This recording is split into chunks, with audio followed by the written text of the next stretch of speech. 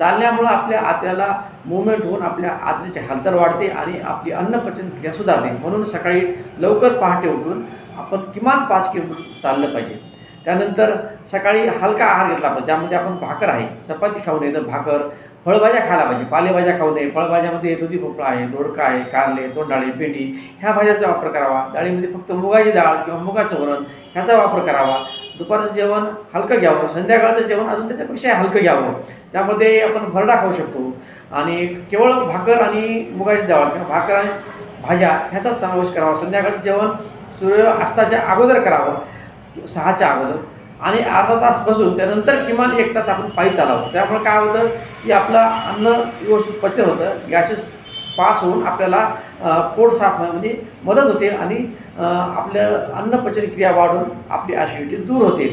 अशा प्रकारे आपण ॲसिडिटीचा सामना केल्यानंतर आपण